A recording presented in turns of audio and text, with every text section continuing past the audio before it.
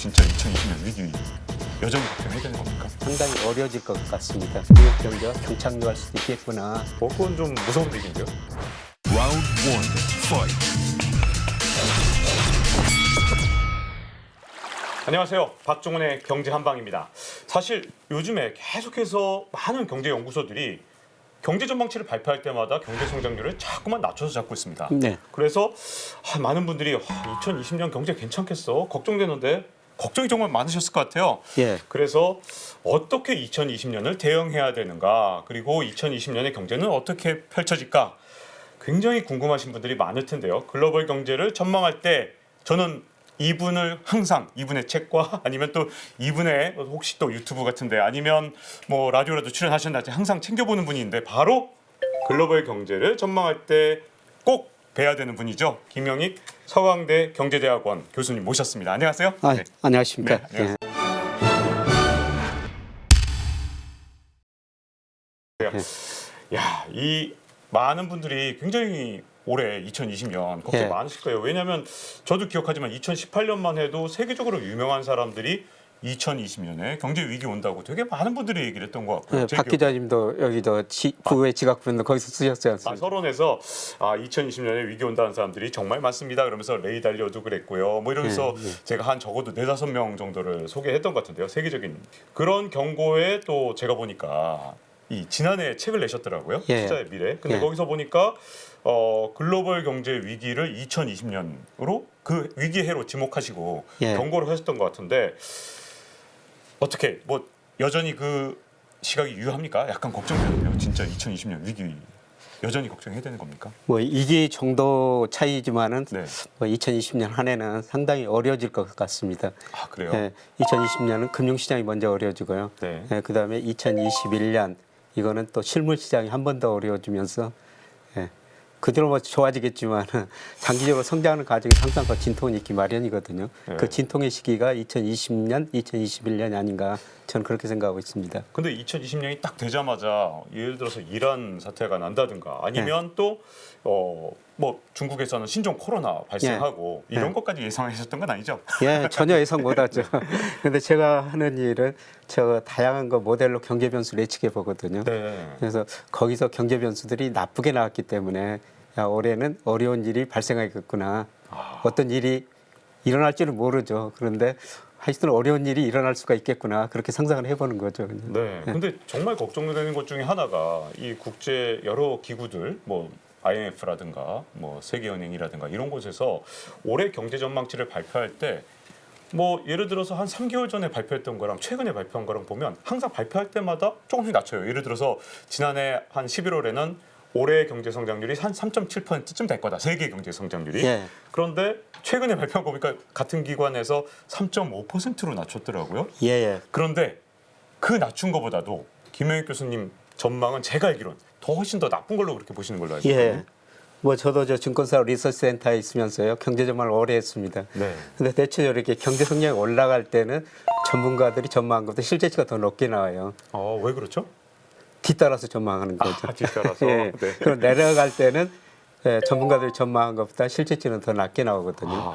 그렇군요. 일단 경기가 나쁜 국면이라는 겁니다. 네. 그래서 작년부터 IMF, 뭐 한국은행 각종 연구기관들, 전문기관들이 계속 뒤따라 경제성장률 전망치를 낮추고 있거든요. 네. 그 IMF도 뭐 최근에 올해 경제성장이 3.3%로 전망했습니다만은 또 4월에 또 이걸 낮출 가능성이 높아요. 또 낮춰요 여기서. 예. 그건 정말 굉장히 우려스러운데요. 근데 IMF 전망이 얼마나 때로는 비현실적인가 이걸 제가 한번 봤더니요. 비현실적입니까? 그래도 국제기구인데 예. 현실성이 없어요 아예. 네.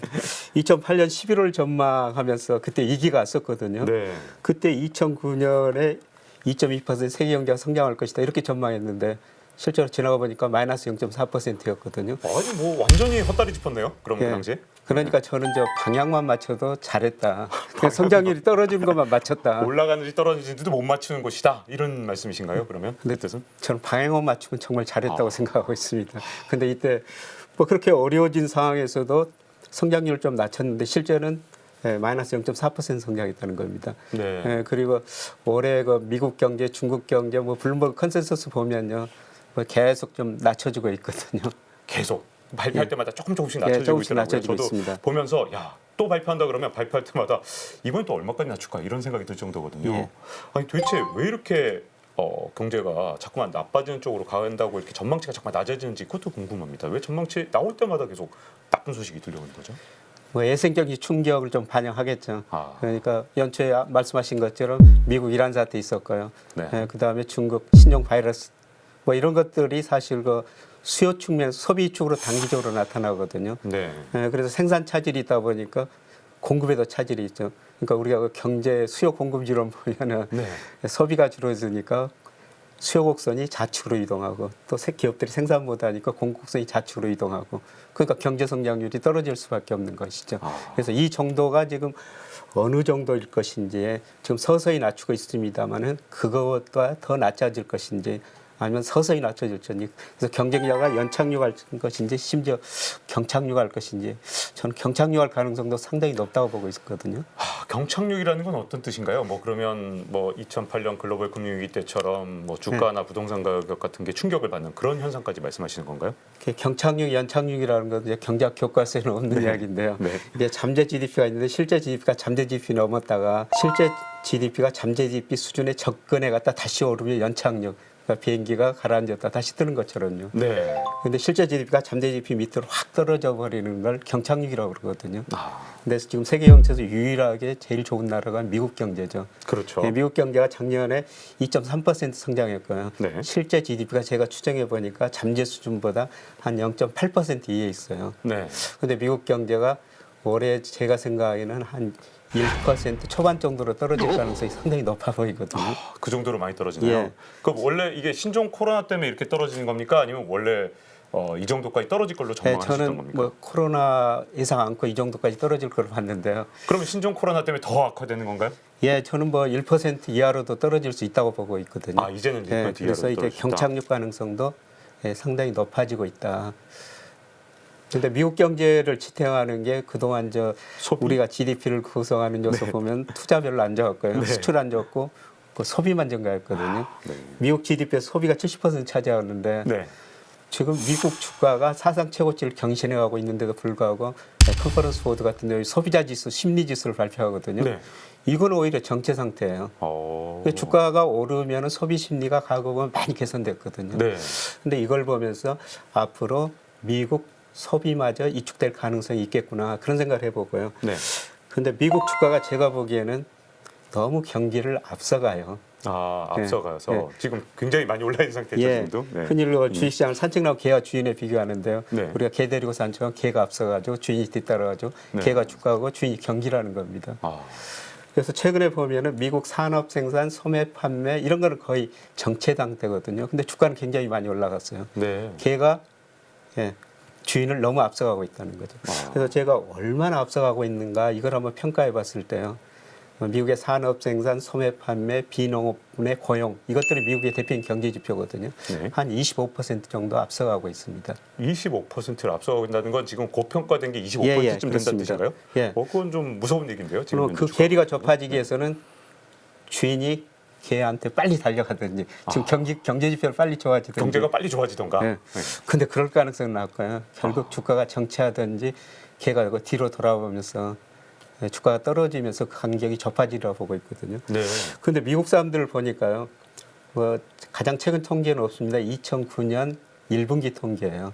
미국 사람들은 가계 금융 자산에서 직접 주식을 36%, 네. 그다음에 펀드 형태 간접으로 12%를 가지고 있거든요. 미국 사람들이 정말 주식을 좋아하긴 좋아하는군요, 예. 정말. 네. 그러니까 주가가 떨어지면 이 사람들 소비 심리가 상당히 위축되면서 미국 경제를 지탱하고 있는데 소비마저 증가세가 둔화 혹은 마이너스가 되면은 미국 경제가 경착륙할 수도 있겠구나. 저는 네. 그런 생각을 한번 해봅니다. 미국의 경제는 상당히 많은 부분이 주식에 달려 있다, 주가에 달려 있다 이렇게 볼 수도 있는 거네요. 예, 왜냐하면 그렇습니다. 그게 주가가 소비에 영향을 미치고 또 예. 그 소비가 또 경제 전체에 영향을 미치니까 예. 그렇다고 볼 수 있는데, 근데 문제는 이 코로나 바이러스 사태가 생겨서 경제가 더 나빠질 거라고 보시는 분도 있지만 예. 또 이런 사태가 일어나지 않았으면 쓰지 않았을 굉장히 강력한 부양책을 중국과 미국이 내놓을 것이다. 특히 예. 중국이 부양책을 내놔도 이 중국이란 나라가 위안화가 예를 들어서 뭐 굉장히 가치가 떨어져 버리면 부양책 효과가 없지만 예. 이 정도 사태니까 미국도 어느 정도 도와줄 것이다.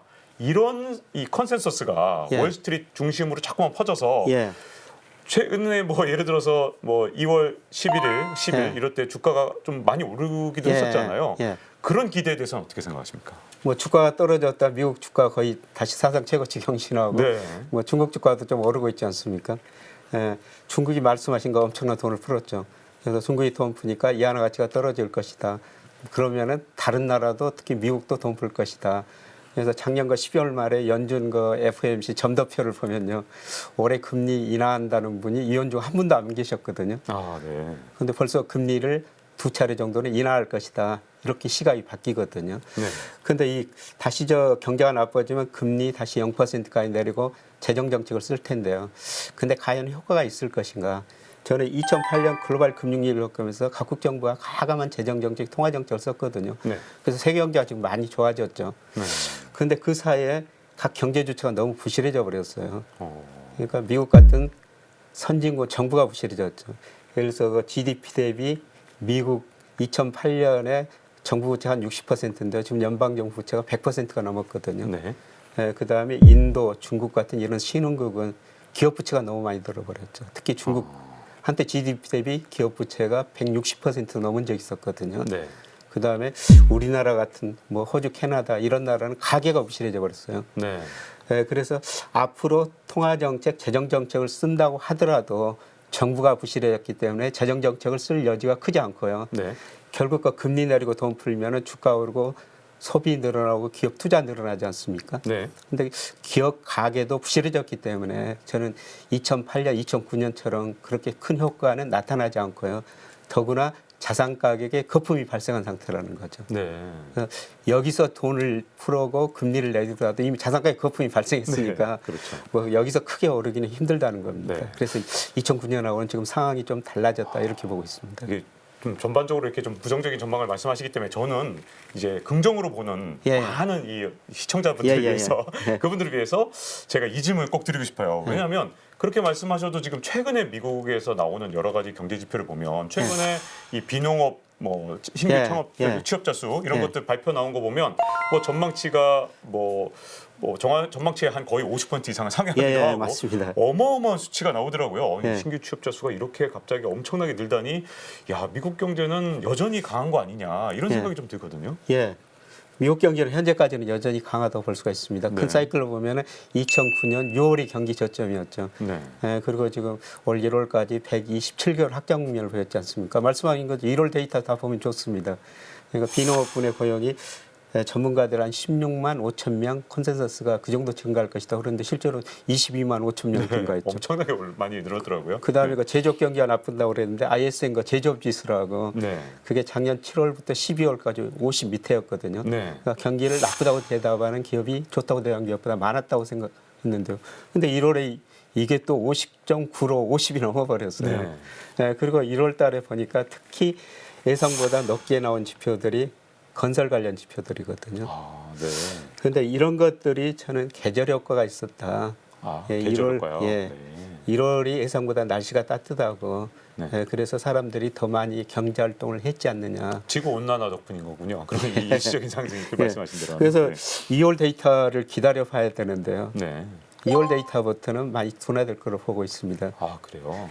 특히 저는 우리나라가 수출입 동향 보고 세계 경제를 보거든요. 네. 우리나라 수출입 동향 발표할 때 각 지역별로 국가별로 그 수출을 증가율을 발표해요. 네. 근데 작년에 보면은 작년 전체 수출이 10% 감소했는데 미국으로만 1% 감소했거든요. 그러니까 작년에 유일하게 미국 경제만 좋아졌다 그러는데 지난 1월 통계 보니까 미국으로도 수출 증가세가 마이너스로 돌아섰습니다. 네. 그다음에 2월 10일까지 최근 통계가 나왔는데요.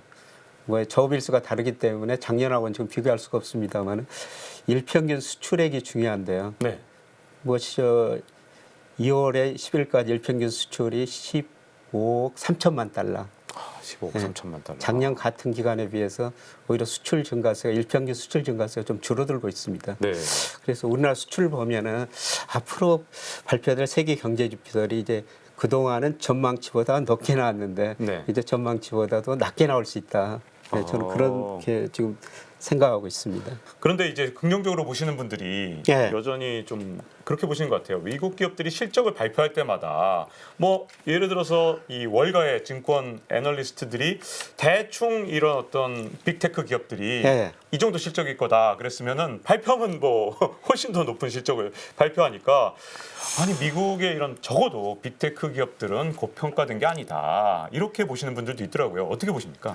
예, 저는 그 차별화 측면에서 말씀드리고 싶은데요. 네. S&P 500 기업들을 보면은 지금 절반 이상은 20% 이상 주가가 떨어졌거든요.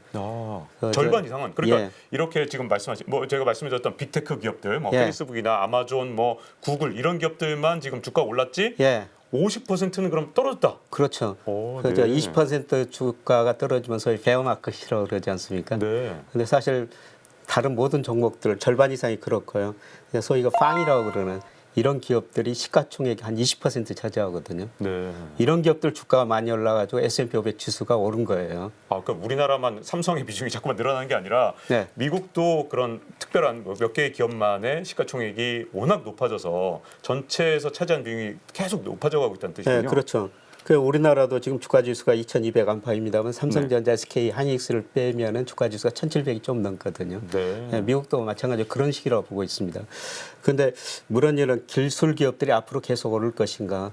근데 제가 보기에는 PR이 너무 높아요. 네. 네. PR. 네, 보통 그 25배에서 35배, 특히 마이크로소프트는 35배 정도 되거든요. 네. 근데 앞으로 기업 이익들이 계속 늘어나면은 이 주가를 뒷받침해 줄 텐데요. 네. 근데 앞서 말씀드린 것처럼 저는 하반기 특히 내년 갈수록 미국 경제를 성장을 주도하고 있는 소비가 위축될 가능성이 높다고 보고 있거든요. 네. 소비 증가세가 둔화되면 이런 기업 실적도 생각보다 더 나빠질 수 있다. 저는 그렇게 보고 있습니다. 세계 경제에 미국하고 중국만 있는 게 아니라 네. 신흥 국가들도 있고 실제로 지난해 연말부터 한 올해 1월까지는 적어도 야 올해는 신흥국의 시대가 될 것이다. 2020년에는 네. 지금까지는 미국만 잘 나갔는데 네. 이제는 신흥국도 좀 잘 나갈 것이다라는 전망이 있었지 않습니까? 예. 여기에 대해서는 어떻게 보시나요? 네, 신흥국 경제는 계속 성장하고요. 근데 올해는 좀 저는 좀 경계해야 되겠다. 경제가 조금 안 좋을 수도 있다라는 97년 외환위기는 사실 그때하고 비교가 할 수가 없는 거죠. Round one, fight.